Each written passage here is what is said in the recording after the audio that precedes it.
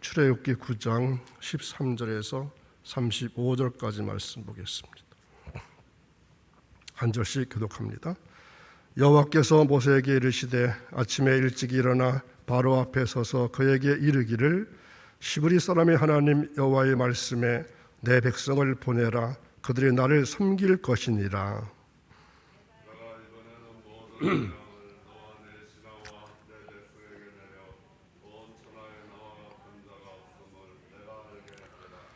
내가 손을 펴서 돌림병으로 너와 내 백성을 쳤더라면 내가 세상에서 끊어졌을 것이나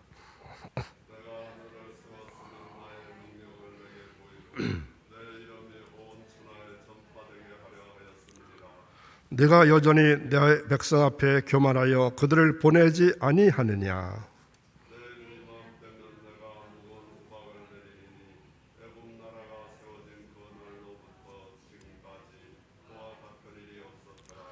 이제 사람을 보내어 내 가축과 내 들에 있는 것을 다 모으라. 사람이나 짐승이나 무릇 들에 있어서 집에 돌아오지 않는 것들에게는 우박이 그 위에 내리리니 그것들이 죽으리라 하셨다 하라 하시니라.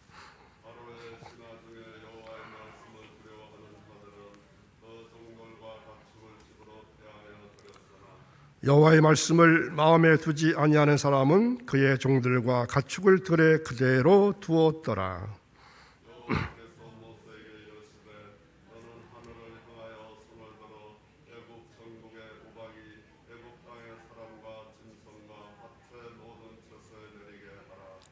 모세가 하늘을 향하여 지팡이를 들매 여호와께서 우레소리와 우박을 보내시고 불을 내려 땅에 달리게 하시니라. 여호와께서 우박을 애굽 땅에 내리시매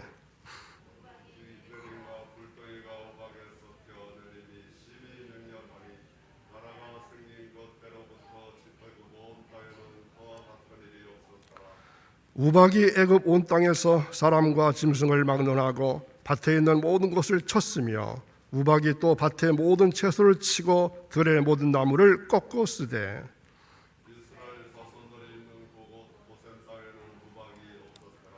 바로가 사람을 보내어 모세와 아론을 불러 그들에게 이르되 이번은 내가 범죄하였노라. 여호와는 의로우시고 나와 나의 백성은 악하도다.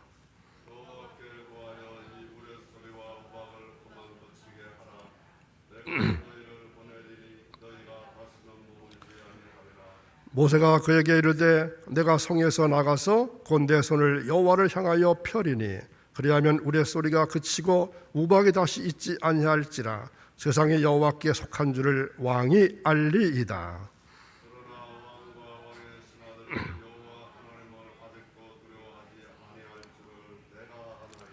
그때 보리는 이삭이 나왔고 삼은 꽃이 피었으므로 삼과 보리가 상하였으나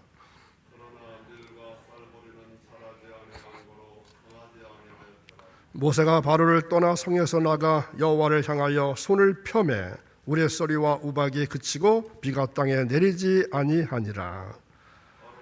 비와 우박과 우레소리가 그친 것을 보고 다시 범죄하여 마음을 완악하게 하니 그와 그 신하가 꼭 같더라.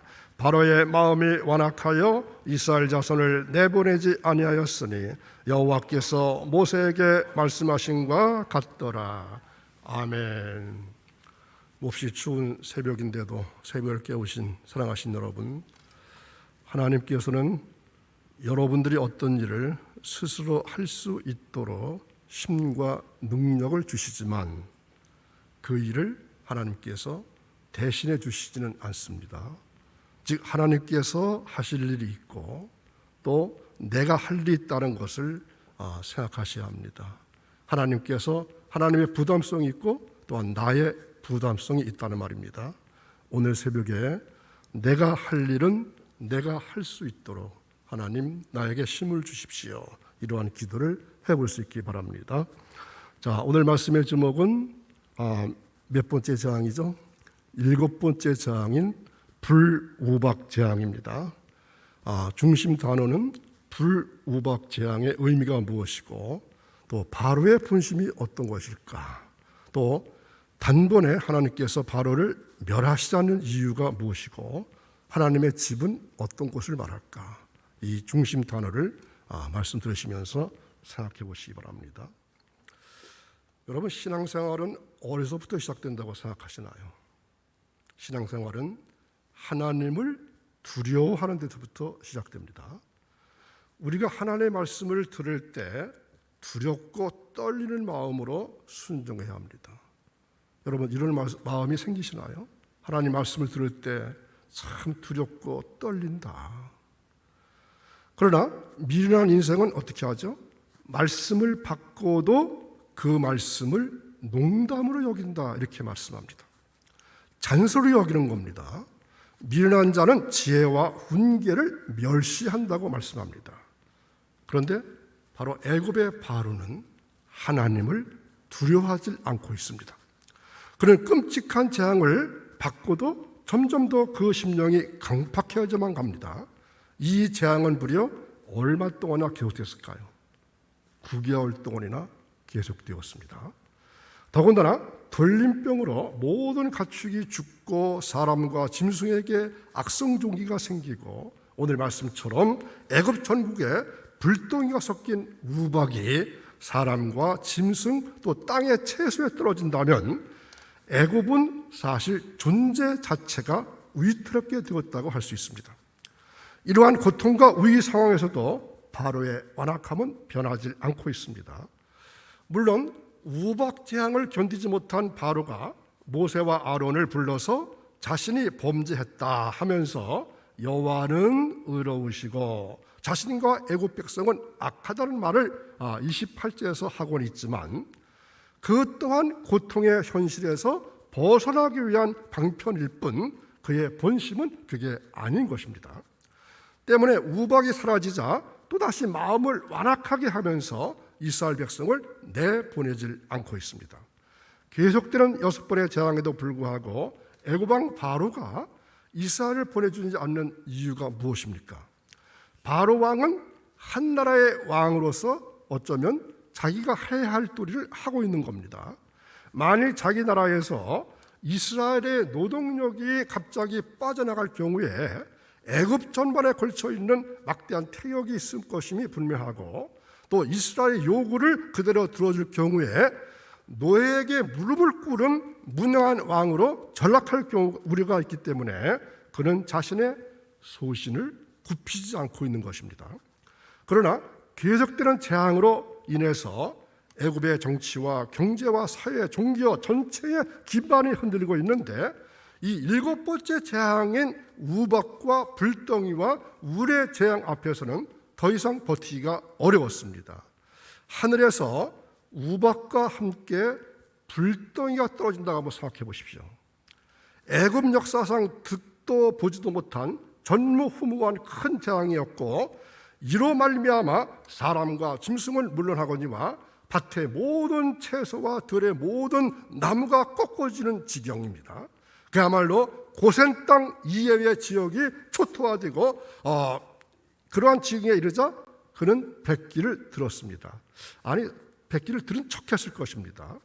일찍이 하나님께서 호렙산에서 모세를 부르시고 그에게 출애굽 인도의 사명을 주실 때 바로의 강팍함과 완악함을 알려주셨긴 했습니다. 곧 여호와 하나님께서 강한 손으로 바로를 치고 여러 재앙으로 애굽을 치기 전에는 바로가 쉽사리 이스라엘의 출애굽을 허락하지 않을 것이다, 이렇게 미리 알려주셨긴 했습니다. 과연 하나님의 이 말씀대로 바로는 거듭되는 재앙에도 불구하고 강팍하고 완악한 마음으로 이스라엘의 출애굽을 허락하지 않았습니다. 자, 그렇다면 하나님이 약하시기 때문일까요? 그렇지 않습니다. 자, 본문 15절 16절을 보면은 하나님께서 단번에 바로를 치고 애굽을 멸하지 않는 이유 두 가지가 나타나 있습니다. 하나는 바로와 애굽으로 하여금 온 천하에 여호와 같은 자가 없음을 알게 하기 위함이었습니다. 또 하나는 그 일을 통해서 장차 이스라엘의 가나안 여정과 정복 전쟁을 염두에 두고 열방의 모든 나라에 여호와의 능력이 이름을 나타나기 위해서입니다. 여호와의 이름을 널리 알리기 위해서입니다. 하나님께서 바로 그러한 이유 때문에 단계적으로 바로를 치셨고 또한 재앙을 내리셨던 것입니다. 자, 7번째 재앙은 우박 재앙입니다. 이 통계에 따르면 애굽에는 4년에 한 번 정도 우박이 내릴 만큼 그 기후나 지리적 여건상 우박이 매우 귀한 나라라고 합니다. 그리고 우박이 온다 할지라도 그리 심하게 내리지는 않았다고 합니다. 사실 우리나라에서도 1년이면 뭐 우박 그렇게 쉽게 보는 건 아니지 않습니까? 그런데 여호와의 재앙으로 말미암은 본문의 우박 재앙은 이러한 자연적인 우박과는 판이하게 다른 애굽 역사상 전무후무한 그러한 우박이었습니다. 돌처럼 단단한 얼음 알갱이가 폭우처럼 쏟아지는 가운데 하늘을 째는 듯한 천둥대성이 울렸고 게다가 번갯불이 마치 불덩이처럼 연속적으로 하늘에서 지면을 치달았던 것입니다. 이 우박 재앙에 관한 그 그림이 몇 가지가 있어서 찾아봤습니다. 자, 잘 보이시나요? 저건 뭐 옛날 고대 때 그런 모습 같습니다. 또 있습니다. 자, 잘 보이시나요? 비처럼 오는데 저 밑에서 피해 보는 장면. 이제 조금 실감이 나시죠? 자, 한 장 더 있습니다. 자, 이거 상징일 것 같은데, 그죠? 우박 속에서 짐승이 저 나타나 있습니다. 상상이 되실까요? 고대 세계에서 우박은 하늘이 내리는 저주로 여겼던 겁니다. 우박은 발달된 소나기 구름 속에 있는 빗방울들이 섭씨 0도 이하의 기온에서 형성되는 얼음 알갱이입니다. 번개나 폭풍 소나기와 함께 이것이 땅에 떨어지면 들판의 농작물뿐만 아니라 때로는 사람과 가축에까지 해를 입게 됩니다. 실제로 역사상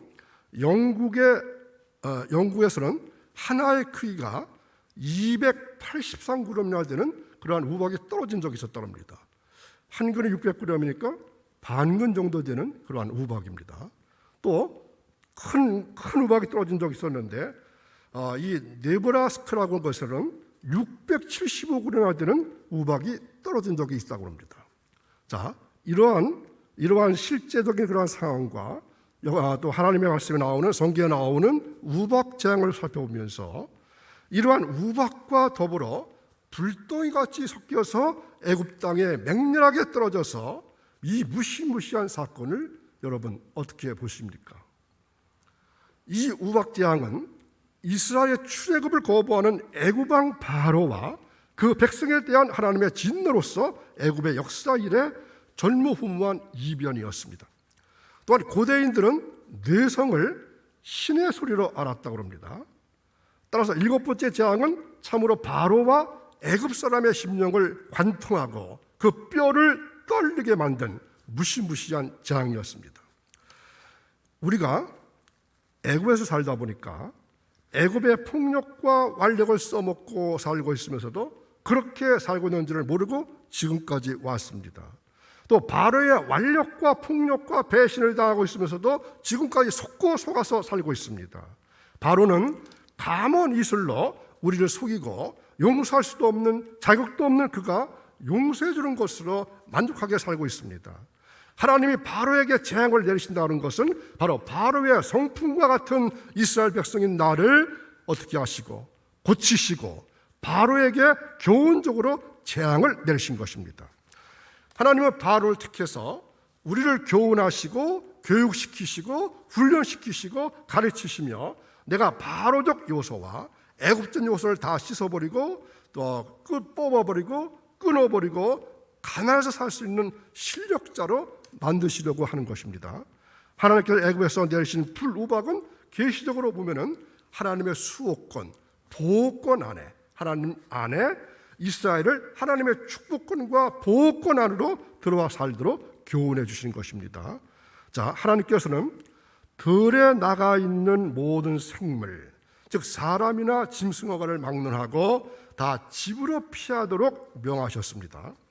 들에 나가 있으면 불우박의 재앙을 입는다는 뜻입니다.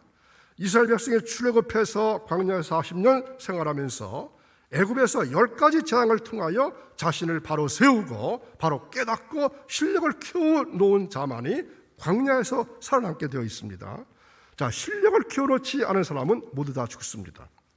불뱀에 삼킴바 되어 죽고 말았습니다. 자, 오늘날도 하나님께서 우리가 들에 나가 있지 말고 집으로 들어가도록 명령하십니다. 자, 여기서 말하는 집은 어떤 집일까요? 단순히 우리가 기거하는 그러한 집을 말할까요? 그것이 아닙니다. 하나님의 보호와 축복과 은혜와 사랑이 우리를 항상 감싸시고 인도하시는 하나님의 집입니다. 하나님의 거룩한 품을 말합니다. 하나님의 집에 주일, 수요일, 속회 예배, 모든 예배 때 하나님 말씀의 집으로 피하는 자, 하나님의 교훈이 있는 진리의 집으로 돌아오는 자는 불우박의 피해를 받지 않게 된다는 말입니다. 하나님의 광명권과 하나님의 진리권 안에 있는 이상 세상은 그에게 피해를 입힐 수가 없습니다.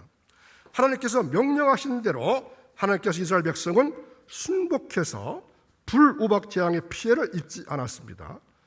애굽의 백성과 바로의 신하는 하나님의 말씀을 어떻게 여겼습니까? 코웃음치고 시큰둥하게 생각하다가 불우박의 재앙을 입고 말았습니다.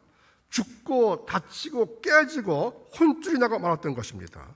그런데 애굽 백성 중에서도 여호와 하나님의 말씀을 경외하는 몇몇 사람은 이 말씀을 순종하면서 피해를 내었다는 것을 우리는 오늘 말씀 가운데서 눈여겨보아야 할 대목입니다. 우리가 하나님의 품속, 하나님의 집 안에, 하나님의 진리의 수호권 안에만 있다면 얼마나 행복하고 복된 것일까요? 여러분, 사실 집 안에만 있다고 생각해 보십시오. 얼마나 답답하고 답답할까요? 꼭 요즘 같지 않습니까? 밖에서 실컷 놀고 즐기고 먹고 마시고 마음대로 한다면 얼마나 좋겠나, 이렇게 생각해야 될 것입니다. 그러나 불우박 재앙을 몰라서 그렇지 이 불우박 재앙을 기억하고 늘 생각한다면 이러한 마음을 갖지 않을 것입니다. 비바람치고 우박 내게 될 때 주님의 보호권 안에 수호권 안에 있다는 것이 인정된다면 그는 평안할 것입니다. 언제나 새벽이나 낮이나 저녁이나 하나님의 수호권 안에 들어와서 피하는 것이 복된 생활임을 아셔야 합니다. 진정 여호와는 그 사랑과 긍휼과 권능에 있어서 온 천하에 그와 견줄 자가 없습니다. 이 말은 단순히 여호와 하나님께서 다른 이방 신들에 비해서 상대적으로 더 고등한 신이라고 하는 의미만은 아닙니다. 이 말은 오직 여호와 하나님만이 참 신이요 온 천하의 유일한 신이라고 하는 의미입니다. 그의 열방의 모든 신들은 다 금은이요 목석에 불과하다는 의미입니다. 여러분, 이러한 재앙을 피할 수 있으실까요? 피할 수 있으시면 이 땅에서 영원히 사십시오. 그러나 그렇지 않다면 오늘 밤에라도 오늘 살면서라도 이 세상을 떠날 준비를 해야 합니다. 날마다 별세를 꿈꾸며 사시기를 바랍니다. 성령 하나님께서 우리에게 은혜를 주셔서 여호와 하나님이 어떤 분이신지에 대해서 알게 해주시기를 원합니다. 바로를 한 방에 날려버리시지 아니하시고 반복해서 재앙을 주신 하나님의 뜻을 알게 해주시기를 원합니다. 그래서 우리도 바로와 애굽에 내리는 재앙을 통해서 우리 자신을 돌아보고 회개하고 또 오직 여호와 하나님을 경외하고 그 말씀을 순종하며 사는 자들이 되게 해주시기를 원합니다. 그래서 우리를 통해서 하나님이 여호와 하나님이심이 온 세상 가운데 나타내 주시기를 원합니다.